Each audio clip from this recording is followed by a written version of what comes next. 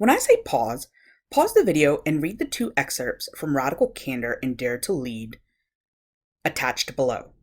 As you read, define the term radical candor and also define what is meant by the phrase clear is kind, unclear is unkind. Pause. Thank you for taking some time to look at these two components. We are now going to check our understanding. Radical candor is the ability to directly challenge and show you care at the same time. Radical candor really just means saying what you think while also thinking about the human you're saying it to. Radical candor is not licensed to be gratuitously harsh. Now let's define clear is kind, unclear is not kind.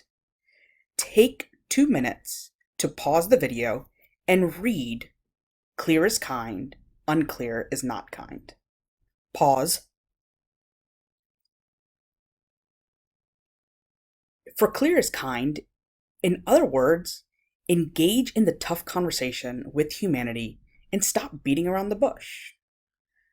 In summary, unclear is not kind is us fearing to be uncomfortable, and that self-protection is actually harmful. Let's take a quick look at an example from Kim Scott, who is the author of Radical Candor.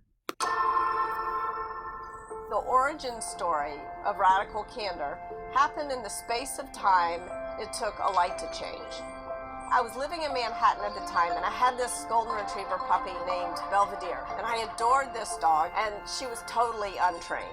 So I'm taking her for a walk one evening, and she jumps in front of an oncoming cab. I pull her out of the way just in time, and I'm sort of standing there with my heart in my throat on the street of Manhattan, and this man looks at me and he says, "I can see you really love that dog." That was all he has to do to move up on the care personally axis. He didn't have to take me to lunch. He didn't even have to know my name. "I can see you really love that dog. But," he says, "you're gonna kill that dog if you don't teach it to sit."